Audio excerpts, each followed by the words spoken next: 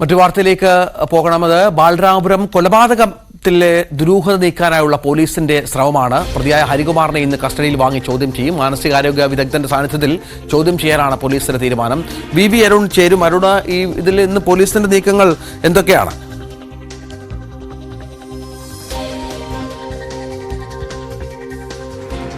ഏറ്റവും പ്രധാനം ഹരികുമാറിന്റെ കസ്റ്റഡി അപേക്ഷ നേരത്തെ പോലീസ് നൽകിയതാണ്. ഇന്ന് ഹരികുമാറിനെ പോലീസിന്റെ കസ്റ്റഡിയിൽ കിട്ടും, ചോദ്യം ചെയ്യാനായി കിട്ടും. എത്ര ദിവസം കിട്ടുമെന്ന കാര്യത്തിൽ കോടതിയുടെ തീരുമാനമാണ് നിർണായകമാകും, അല്ലെങ്കിൽ കോടതിയാണ് തീരുമാനിക്കേണ്ടത്.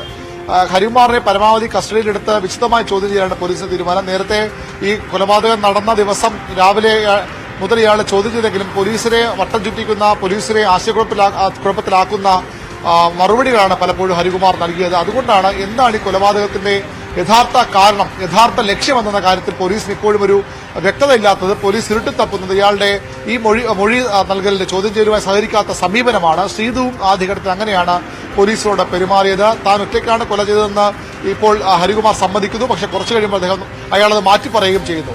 ഇതാണ് പോലീസിനെ കുഴയ്ക്കുന്നത്. രണ്ടു മൂന്ന് കാര്യങ്ങളിലാണ് പ്രധാനമായും പോലീസിന് വ്യക്തത വേണ്ടത്.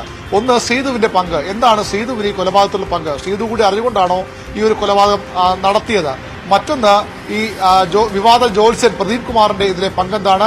അത്തരമൊരു ഉപദേശം, കുട്ടി ജനിച്ചാൽ കുടുംബത്തിന് ജനിച്ചതിന് ശേഷമാണ് കുടുംബത്തിന് സാമ്പത്തിക സ്ഥിരത നഷ്ടമായത്, സാമ്പത്തിക പ്രശ്നങ്ങളുണ്ടായത് എന്ന ഉപദേശം, അതുകൊണ്ട് കുട്ടിയെ ഇല്ലാതാക്കണമെന്ന ഉപദേശം ജോത്സ്യൻ നൽകിയിട്ടുണ്ടോ?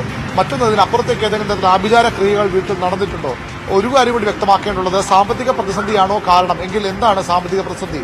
ശ്രീതു പറയും പോലെ 30 ലക്ഷം രൂപ ഈ പ്രദീപ് കുമാർ എന്ന ജോത്സ്യന് നൽകിയിട്ടുണ്ടോ? അത് അയാൾ തിരിച്ചു കൊടുക്കാത്തവരെ സാമ്പത്തിക പ്രതിസന്ധി തള്ളിവിട്ടോ? അതും കൊലപാതകത്തിന് കാരണമായിട്ടുണ്ട്. ഇങ്ങനെ പല ചോദ്യങ്ങളാണ് ഇതിൽ അവശേഷിക്കുന്നത്.